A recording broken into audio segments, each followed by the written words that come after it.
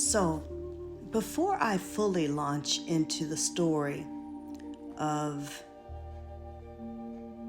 how I began a love relationship with my best friend of 35 years, it's important for me to contextualize just how crazy this story is, okay?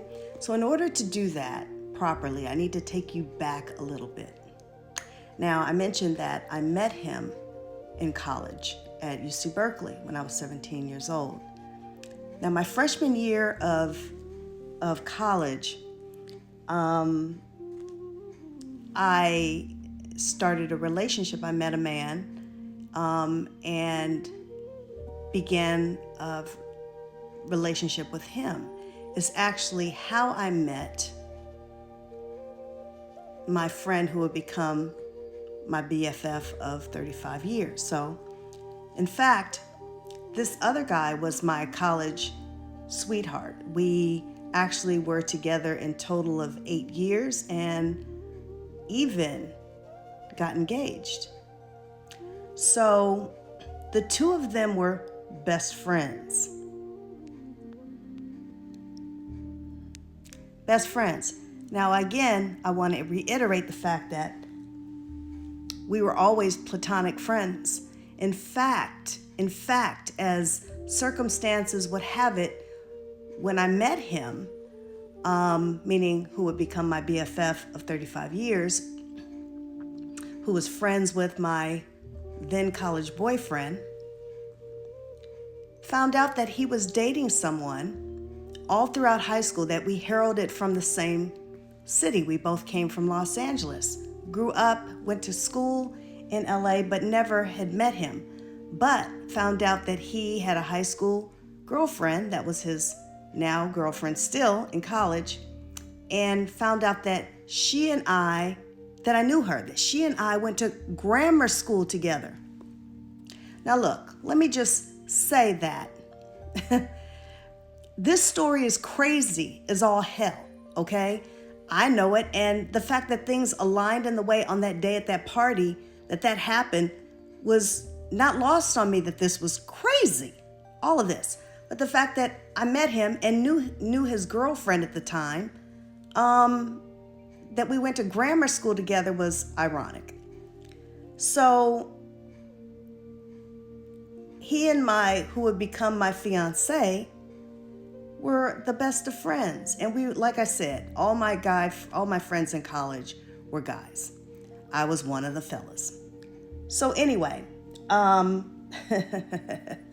by the time we got together, all these years later, and then it became known to my ex-boyfriend, my ex-fiance, of course, there was all this speculation that we had been carrying on the whole time at Cal, when nothing was further from the truth. We just absolutely had not. But the reason why I'm bringing this up is because not only because it contextualizes the crazy of this whole situation, because, we don't do this kind of stuff. In my circle, we just don't. We don't exchange partners like that, okay? That just doesn't happen. But as a footnote, it had been 30 years since, so nobody should have really given a shit, okay? And everybody was, being separated, and, it was all on the up and up. But anyway, the reason why I bring this up is because in my relationship with my college boyfriend, there was a time where, he was a pretty popular guy, very handsome guy. And there was a time in which I found out that he had stepped out of the relationship with me. And I will never forget it.